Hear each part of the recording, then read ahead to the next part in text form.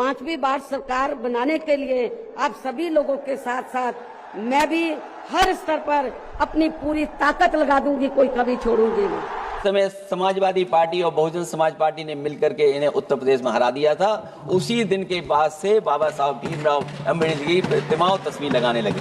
SP supremo Mayawati ji ने 9 अक्टूबर को एक बहुत बड़ा मैसेज दिया था अपनी रैली लखनऊ से। उन्होंने कहा कि 5वीं बार सरकार बनाने के लिए वो अपनी पूरी ताकत लगा देगी, अपने कार्यकर्ताओं के साथ पूरी ताकत लगाएगी, पूरी हिम्मत लगाएगी। साथ ही अखिलेश यादव की तरफ से कल संसद भवन में बोलते हुए ये कहना कि बहुजन समाज पार्टी और हमने मिलकर उत्तर प्रदेश से भारतीय जनता पार्टी और उनके संगठन आरएसएस को भगा दिया था और उसी के डर की वजह से बाबा साहब डॉक्टर भीमराव अंबेडकर जी की प्रतिमा और फोटो भारतीय जनता पार्टी लगाने शुरू कर लगे थे।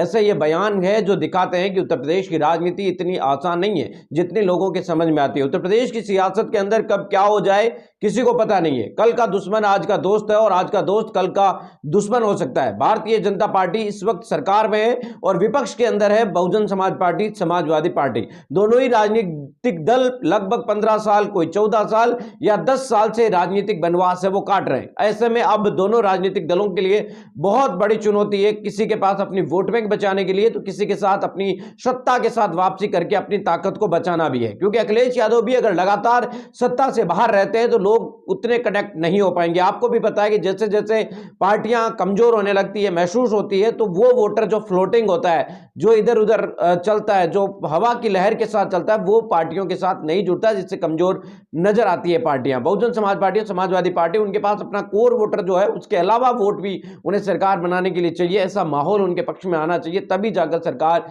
सत्ता बना सकते हैं। लेकिन क्या अखिलेश यादव को अभी भी भरोसा है बहुजन समाज पार्टी के ऊपर? बहुजन समाज पार्टी की सुप्रीमो मायावती जी को साथ लेकर ही उत्तर प्रदेश से भारतीय जनता पार्टी को हटाया जा सकता है। 2019 के अंदर लोकसभा चुनाव में दोनों राजनीतिक दलों ने गठबंधन किया था, लेकिन वो गठबंधन थोड़ा इसलिए कामयाब कम हुआ क्योंकि बहुजन समाज पार्टी और समाजवादी पार्टी दोनों मिलकर उस तरीके से मैदान पर नहीं उतर पाई थी और ना ही माहौल क्रिएट कर पाई थी। केवल हवाई वो है वो एक तरीके से गठबंधन बनकर रह गया था। अगर दोनों राजनीतिक दल मन के भेद भी मिटाकर उस समय अगर एक साथ आते तो शायद 2019 के चुनावी नतीजे कुछ और अलग होते। 2024 आते आते माहौल बदला। कांग्रेस और समाजवादी पार्टी ने मिलकर भारतीय जनता पार्टी को डिफेंड करने की कोशिश की। लोकसभा चुनाव में भारतीय जनता पार्टी को आधी सीटों पर ही रोक दिया, जिसकी वजह से केंद्र के अंदर उन्हें पूर्ण बहुमत है वो नहीं मिला। कुल मिलाकर बात साफ है कि आज की तारीख में भारतीय जनता पार्टी या फिर आपको बताने की कोशिश करें तो अखिलेश यादव या बहुजन समाज पार्टी, तीनों की अपनी अपनी चुनौती है। लेकिन मैं क्या बहुजन समाज पार्टी और समाजवादी पार्टी दोनों मिलकर उत्तर प्रदेश के अंदर भारतीय जनता पार्टी को फिर से डिफेंड कर पाएंगी कि देखना बहुत दिलचस्प होगा